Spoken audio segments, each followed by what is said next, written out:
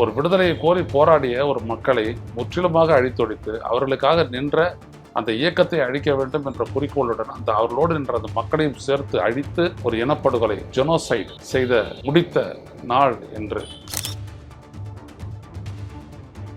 அப்படிப்பட்ட ஒரு திட்டமிட்ட ஒரு அழித்தல் உலகில் அதுவரை வேறெங்கும் நடைபெறவில்லை.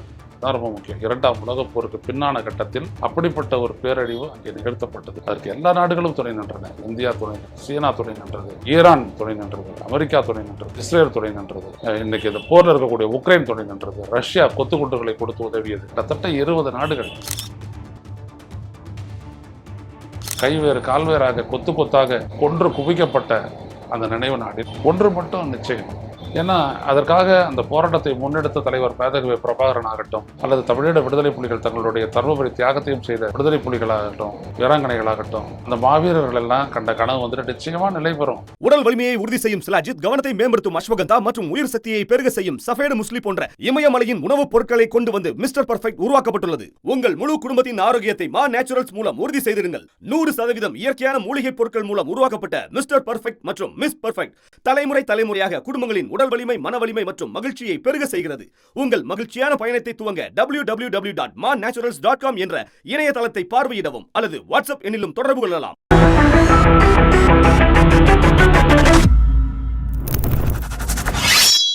வணக்கம் தோழர்களே.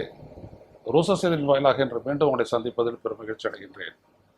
இன்று மே 18, 2009ஆம் ஆண்டு இதே நாடில் இலங்கையில் தமிழ் ஈழ பகுதி என்று அறியப்பட்ட தமிழர்கள் பெரும்பான்மையாக வசிக்கக்கூடிய அந்த இடத்தில் உள்ள முள்ளிவாய்க்கால் என்கின்ற இந்து மகா சமுத்திரத்தை ஒட்டியுள்ள அந்த குறுகிய நிலப்பரப்பில் தமிழர்கள் 1.25 லட்சம் பேர் கொன்று குவிக்கப்பட்டு போரில் நாங்கள் வெற்றி பெற்று விட்டோம் என்று சிங்கள பௌத்த இனவாத அரசு அறிவித்த நாள்.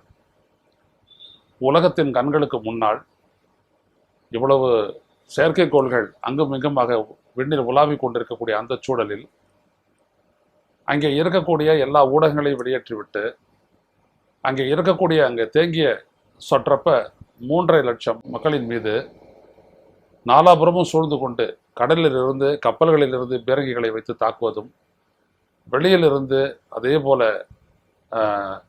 122 mm 155 mm போன்ற பீரங்கிகளை வைத்து கனரக பீரங்கிகளை வைத்து தாக்கியதும், மல்டிபரல் ராக்கெட் லான்ச்சர் என்று சொல்லக்கூடிய அப்படிப்பட்ட சிறிய ஏவுகணைகளை வைத்து தாக்கி சோறு தண்ணியற்று போராடி கொண்டிருந்த அந்த மக்களை அவர்களோடு அவருடைய பாதுகாப்பாக நின்று கொண்டு அதே நேரத்தில் சிங்கள இனவரி இராணுவத்தை எதிர்த்து போரிட்ட விடுதலை புலிகளையும் அப்படியே அழித்து மண்ணோடு மண்ணாக்கி எரித்து கொன்று அப்படியே அவர் கோத்தபய ராஜபக்சே அன்றைக்கு இருந்த பாதுகாப்பு செயலர், சிங்களத்தினுடைய பாதுகாப்பு செயலர், அவர் மொழியில் சொல்ல போனால் அப்படியே எரித்து அவருடைய சாம்பலை கொண்டு போய் இந்து மகா சமுத்திரத்தில் கரைத்த நாள் என்று படு மோசமான ஒரு இன அழிப்பு அன்றைக்கு தான் முடிவுக்கு வந்தது. அந்த இடத்தை பார்க்கும்போது ஒரு பயங்கரம் நிலவியது என்று அப்பொழுது ஐநாவினுடைய பொதுச் செயலராக இருந்த பான் கி மூன் கூறினார். ஆனால் அந்த இன அழித்தலுக்கு வெறும் இலங்கை மட்டுமே காரணமல்ல, ராஜபக்சே அன்றைக்கு இருந்த அந்த நாட்டினுடைய அதிபர் ராஜபக்சே மட்டும் காரணமல்ல. அதுக்கு பின்னால் பல நாடுகள், குறிப்பாக இந்தியா அவருக்கு துணை நின்றது. ஒரு விடுதலையை கோரி போராடிய ஒரு மக்களை முற்றிலுமாக அழித்தொழித்து அவர்களுக்காக நின்ற அந்த இயக்கத்தை அழிக்க வேண்டும் என்ற குறிக்கோளுடன் அந்த அவர்களோடு நின்ற அந்த மக்களையும் சேர்த்து அழித்து ஒரு இனப்படுகொலை ஜெனோசைட் செய்த முடித்த நாள் என்று அப்படிப்பட்ட ஒரு கொடூரமான ஒரு நாள் அது. அந்த போர் செப்டம்பர் 2006ஆம் ஆண்டு தொடங்கியது. அந்த போர் கொஞ்சம் கொஞ்சமாக அப்படியே பல இலங்கை இராணுவத்தினுடைய பல படையணிகள் அப்படியே சூழ்ந்து கொண்டு ஒரு திசையிலிருந்தும் அப்படியே நெருக்கி கொண்டே வந்தன.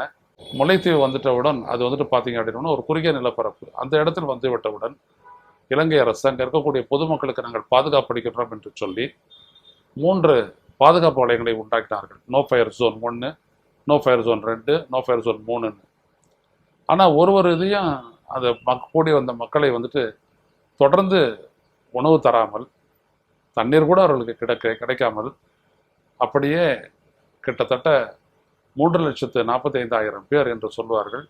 அவ்வளவு பேர் அப்படியே இறுக்கி, அதாவது அந்த இடத்துல வந்து சேர்ந்தவங்க அவ்வளோ பேரையும் அப்படியே இறுக்கி கொஞ்சம் கொஞ்சமாக சுருக்கி கடைசியில் 3வது நோ ஃபயர் ஜோன் என்கின்ற இடத்துக்கு கொண்டு வந்தவுடன் தான் கடலில் இருந்தும் நிலத்தில் இருந்தும் விண்ணில் இருந்தும் குண்டுகளை வீசி, கொத்து குண்டுகளை எல்லாம் வீசி, கிளஸ்டர் பாம்ஸ் எல்லாவற்றையும் பேசி அப்படியே அடித்து முடித்து இரத்த சகதியில் அடித்து முடித்து அதன் மீது சிங்களத்தினுடைய வெற்றுக்கொடி ஏற்பட்டது.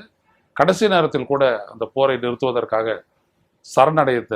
சரணடைய விடுதலை புலிகள் மேற்கொண்ட முயற்சி கூட அப்பொழுது திரு நடேசன், திரு புலித்தேவன் ஆகியோருடைய தலைமையில் வந்த 300 பேரையும் அப்படியே அவர்கள் துவக்கியை மௌனித்து விட்ட நிலையிலும் கூட 300 பேரையும் சுட்டு கொன்றார்கள். அப்படிப்பட்ட ஒரு கொடூரமான நிகழ்வு நடந்து முடிந்து இன்றைக்கு அந்த நினைவு நாள், இன்றைக்கு 2026 மே 18 இன்றைக்கு அதனுடைய நினைவு நாள்.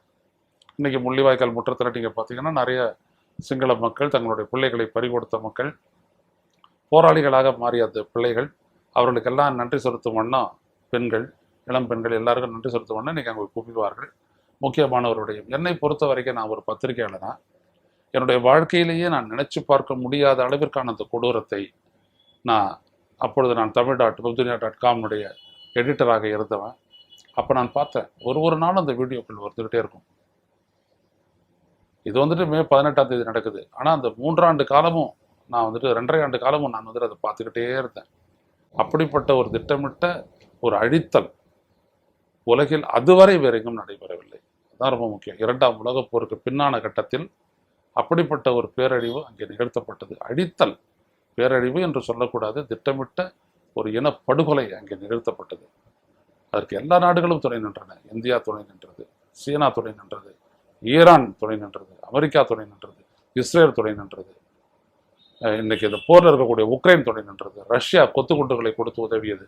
கிட்டத்தட்ட 20 நாடுகள் எல்லாரும் ஒரே ஒரு படையை எதிர்த்து எல்டிடி, லிபரேஷன் டைகர்ஸ் ஆஃப் தமிழீழ விடுதலை புலிகள் இயக்கத்துக்கு எதிராக கடுமையான போர் இது. அந்த போரிலுடைய புலிகள் பயங்கரவாதிகள் என்று குற்றம் சாட்டப்பட்டு அவர்களை அழிக்க வேணும் என்று சொல்லி ஒரே ஒரு குறிக்கோளுடன் மக்களையும் சேர்த்து அழித்து முடித்தார்கள். ஆனால் இன்னைக்கு அந்த பிரச்சனை போயிடல, அந்த பிரச்சனை அப்படியே தான் இருக்கு. அந்த மக்கள், அங்கிருந்து துரத்தப்பட்ட மக்கள் உலகில் பல நாடுகளில் வாழ்ந்து கொண்டு தான் இருக்கிறார்கள்.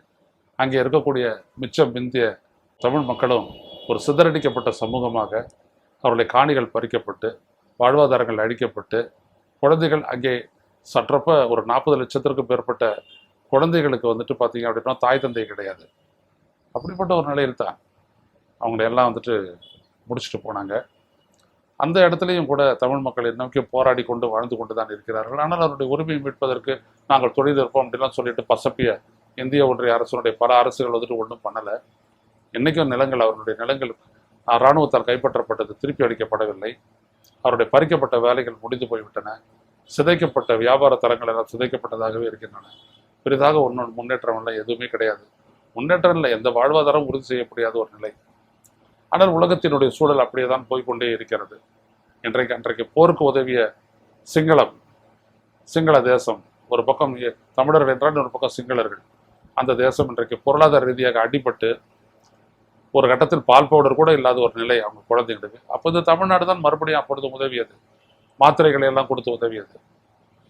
அதே போல நீங்கள் பார்த்தீங்கன்னா அது அடித்த உக்ரைன் இன்னைக்கு அழிஞ்சிட்டு இருக்குது, அடித்த ரஷ்யா இன்னைக்கு அழிஞ்சிட்டு இருக்குது, அடித்த அமெரிக்காவும் அழிஞ்சிட்டு இருக்குது, அடித்த ஈரானை அழிஞ்சிட்டு இருக்குது, அடுத்த இஸ்ரேலும் அழிஞ்சிக்கிட்டு தான் இருக்குது. அந்த மாதிரி நடந்துக்கிட்டு தான் இருக்குது. அதையும் நாங்கள் கண்கூட பார்த்துக்கிட்டு தான் இருக்கிறோம். இப்படி கைவேறு கால்வேறாக கொத்து கொத்தாக கொன்று குவிக்கப்பட்ட அந்த நினைவு நாளில் ஒன்று மட்டும் நிச்சயம், இதற்கு பின்னாடி இருக்கக்கூடிய அரசியலை பற்றியெல்லாம் நான் எழுத தொடங்கினேன். அப்புறம் ஒரு கட்டத்தில் நான் நிறுத்திட்டேன். அந்த ஈழ விடுதலை போரில் என்னவெல்லாம் நடந்தது என்பதையெல்லாம் பின்னாளில் நான் தொகுத்து வெளியிட்டது தான் ஈழம் அமையும் என்கின்ற அந்த புத்தகம். அந்த புத்தகத்தில் அது எல்லாமே ஆதாரபூர்வமாகவே நான் எழுதினேன். அதில் ஒவ்வொரு அரசும் எப்படிப்பட்ட பங்கை வகித்தன, அதற்கான ஆதாரங்கள் எல்லாம் எனக்கு கிடைத்தது. காலம் காட்டிய உண்மைகள் அடிப்படையில் ஐயநாதன் என்றுதான் அந்த புத்தகத்தில் போட்டிருக்கோம். எல்லாம் காலம்தான் வெளிப்படுத்துச்சு. அப்படியேப்பட்ட புத்தகம் அது. இன்றைக்கு உலகெங்கும் பரவி கிடக்கக்கூடிய தமிழர்கள், புலம்பெயர்ந்த தமிழர்கள் மத்தியிலையும், தமிழ்நாட்டு தமிழர்கள் மத்தியிலையும், தமிழர்கள் ஒவ்வொருவருடைய நெஞ்சிலும் அவ்வளவுதான தமிழ் இடம், அது கலைந்து விட்ட ஒரு காணல் நீர் தானா என்றெல்லாம் சொல்லுவார்கள். ஆனால் என்னை பொறுத்த வரைக்கும் நான் அப்படி நினைச்சதும் இல்லை. ஏன்னா அதற்காக அந்த போராட்டத்தை முன்னெடுத்த தலைவர் மேதகவி பிரபாகரன் ஆகட்டும், அல்லது தமிழீழ விடுதலை புலிகள் தங்களுடைய தர்மபுரி தியாகத்தையும் செய்த விடுதலை புலிகளாகட்டும், வீராங்கனைகளாகட்டும், அந்த மாவீரர்கள் எல்லாம் கண்ட கனவு வந்துட்டு நிச்சயமாக நிலை பெறும் ஒரு நாள் தமிழர். அதனால தான் ஈழம் அமையும் என்று எனது புத்தகத்திற்கு நான் தலைப்பு கொடுத்தேன். அதனுடைய உண்மையான தலைப்பு பார்த்தீங்கன்னா பெருசு, சிதைத்த துரோகம் சிதையும், ஈழம் அமையும். யாரெல்லாம் அந்த விடுதலை போராட்டத்துக்கு துரோகம் செஞ்சாங்களோ அந்த துரோகங்கள் தான் அழியும், ஆனால் ஈழம் அமையும் என்று தான் நான் சொன்னேன். அது ஒரு எனக்கு கிடைத்த இறைவனிடமிருந்து கிடைத்த வாக்கே, அது நிச்சயம் அமையும். ஆனால் அதற்கான ஒரு சூழல் தான் எல்லாவற்றையும் தீர்மானிக்கும். அந்த காலகட்டம் வரும் வரை நாம் போராடித்தான் ஆக வேண்டும், பல்வேறுபட்ட வகைகளில் போராட வேண்டும். அப்படித்தான் ஈழத்தமிழகம் பல்வேறு இடங்களில் போராடி கொண்டுதான் இருக்கிறது. இந்த நாளை நாம் நினைவு கூறுவது கூட தமிழீழத்தை நாங்கள் மறக்கவில்லை. அந்த தமிழீழத்துக்காக ரத்தம் சொரிந்த அந்த வீரர்களை, தங்கள் ஜுன்னியரை தியாகம் செய்த அந்த மாவீரர்களை நாங்கள் மறக்கவில்லை என்பதை காட்டவும், நாங்கள் ஈழத்தை ஒருபோதும் விட்டுத்தர மாட்டோம், எங்களுடைய பூமி எப்பொழுதும் தமிழீழ பூமி என்றுதான் அழைக்கப்பட வேண்டும் என்பதில் உறுதியாக உள்ளதனுடைய சான்றாகத்தான் நாம் அதெல்லாம் பண்ணிட்டு இருக்கிறோம். இன்றைக்கும் சரி, அது நவம்பர் 26ஆம் தேதி அன்றைக்கும் சரி, நம்ம அப்படிதான் பண்ணிக்கிட்டு இருக்கிறோம். தமிழர்கள் எங்கே இருந்தாலும் அதை பற்றி பண்ணுற ஒரு மெழுகுவத்தி ஏற்றி வச்சு அன்றைக்கு வந்துட்டு நம்ம அந்த அஞ்சலி செலுத்துகிறோம். எனவே ஈழம் அப்படின்றது வந்துட்டு not even a distant dream, it is நான் எக்ஸிஸ்டன்ட் என்று சொல்லக்கூடியவர்களை பதில் சொல்கின்றேன். தியாகங்கள் ஒருபோதும் வீண் போனதில்லை. தமிழீழ விடுதலைக்காக 1983 நடந்த அந்த திருநெல்வேலி தாக்குதலில் இருந்து ஆரம்பித்த அந்த எதிரடி, அந்த விடுதலை போராட்டம் என்பது அதற்கு முன்னால் நாம் எடுத்த சாத்வீக போராட்டம் அழிக்கப்பட்டதனுடைய எதிர்வினையாக உருவானது தான். சிங்கள பௌத்த இனவாத அரசால் தொடர்ந்து தமிழர்கள் மீது கட்டவிழ்த்து விடப்பட்ட அந்த இன அழித்தல், இன ஒடுக்கல், அதற்கு எதிராக வந்தது தான் அந்த தமிழீழ விடுதலை போராட்டம். எனவே அந்த போராட்டம் என்பது அழிந்துவிடும், நின்றுவிடும், முடிந்துவிடும் என்றெல்லாம் நினைப்பதற்கில்லை. ஏனென்றால் எந்த ஒரு நாட்டிலும் அப்படி நிகழ்ந்ததில்லை. அந்த தியாகம் என்பது அது நீர் பூத்த நெருப்பாக அது அப்படியே இருக்கும். ஒரு கட்டத்தில் அது மறுபடியும் ஒரு மறு பிறப்பு எடுக்கும். அது எடுக்கும் பொழுது அந்த போராட்டம் அல்லது அது சொன்ன அந்த தீர்வு மறுபடியும் கிட்டும். அது தமிழ் ஈழமாக மலரும். அது இருவேறுபட்ட கருத்தல்ல. அங்கே தமிழ் தேசம் அப்படின்றது ஒன்று உருவாகும், ஒரு உதாரண தேசமாக இருக்கும் என்று கூட எனக்கு வாக்களிக்கப்பட்டிருக்கிறது. எனவே மக்களே, தமிழீழ மக்களே, இல்லை இதை பார்க்கக்கூடிய தமிழர்களே, அந்த ஒரு மாபெரும் இன அழித்தலை நாம் நினைவு கூறுவது நிச்சயமாக அழுவதற்கும் இல்லை, துக்கப்படுவதற்கும் இல்லை, துக்கம் கடைபிடிப்பதற்கும் இல்லை. மாறாக அதிலிருந்து நாம் மீண்டும் மீண்டும் உறுதியேற்று அந்த போராட்டத்திற்காக ஏதாவது ஒரு வகையில் நாம் செயலாற்றுவோம் என்று உறுதியேற்றுக்கொண்டு செயலாற்ற வேண்டும். முடிந்த அளவிற்கு அது மனித உரிமை தளத்திலாக இருக்கட்டும், அரசியல் தளத்திலாக இருக்கட்டும், அல்லது ராஜதந்திர தளத்திலாக இருக்கட்டும், நம்ம செயல்பட்டு தான் தீர வேண்டும். ஏனென்றால் நமக்கென்று அளிக்கப்பட்ட பாரம்பரியமாக வந்த அந்த பூமி நாம் விட்டு தரக்கூடாது. காசி ஆனந்தன் சொல்லுவார், உணர்ச்சி கவிஞன் காசி ஆனந்தன் சொல்லுவார், நாங்கள் 26,000 சதுர கிலோமீட்டர் இருந்த அந்த பகுதி சிங்களவர்களுடைய ஆக்கிரமிப்பினால் கொஞ்சம் கொஞ்சமாக குறைந்து கடைசியில் விடுதலை புலிகள் போரிட்டு காத்தது வெறும் 11,000 சதுர கிலோமீட்டர் என்று. இன்னைக்கு அது கூட அவனுடைய ஆக்கிரமிப்பில் தான் இருக்கிறது. ஆனால் ஈழம் அப்படின்றது மலரும் போது பார்த்தீர்கள்னா நிச்சயமா அந்த 26,000 சதுர கிலோமீட்டரோட ஒரு பெரும் பகுதியாகத்தான் அமையும். அது எப்படி அமைய போகின்றது என்கின்ற அந்த ரகசியத்தை காலம் தனக்குள் அப்படியே ரகசியமாக வைத்திருக்கிறது. அது ஒரு நாள் வெளிப்படும். அன்றைக்குத்தான் அந்த உன்னதமான அந்த தலைவனுடைய கனவும் நிறைவேறும். தமிழீழம் என்பது மலரும். அந்த மலர்தலை நோக்கி, அந்த உன்னதமான தினத்தை நோக்கி தொடர்ந்து நாம் உழைப்போம். அதற்கான முயற்சிகளையும் தொடர்ந்து எல்லா வகையிலும் ஈடுபடுவோம். முக்கியமாக நமது அடுத்த தலைமுறைக்கு அந்த செய்திகளை எல்லாம் எடுத்து சொல்லி கொண்டு போவோம். அதற்காகத்தான் நான் புத்தகம் எழுதி வெளியிட்டதெல்லாம்.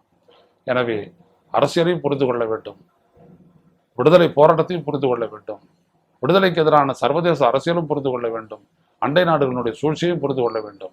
அதற்காகத்தான் அந்த புத்தகம் எழுதப்பட்டது. எனவே எல்லாவற்றையும் புரிந்து கொண்டு ஒரு நேரத்தில் அதை வெல்லக்கூடிய ஒரு வாய்ப்பு நமக்கு கிடைக்கலாம். அன்றைக்கு நாம் தயாராக இருக்க வேண்டும். அதற்காகத்தான் இதையெல்லாம் கடைபிடிப்பது. மீண்டும் சந்திப்போம் தொடர்களே. தமிழ் ஈழம் ஒரு நாள் மலரும், வருந்திய தீரும், புலிகளின் தாகம் தமிழீழ தாயகம். மீண்டும் சந்திப்போம். நன்றி, வணக்கம். ஊடகம் கார்ப்பரேட் அரசியல்வாதிகளின் கைப்பாவையாக அடிமைகளாக இருந்தது போதும். இனி சாட்டை எடுத்து சுழற்றும் நேரம் வந்துவிட்டது. ஊடகம் பொதுமக்களாகிய உங்களுக்காக, உங்களாலேயே இயக்கப்பட வேண்டும். ஊடக சுதந்திரத்திற்காக உங்களின் பங்களிப்பை இன்றே அளித்திடுங்கள்.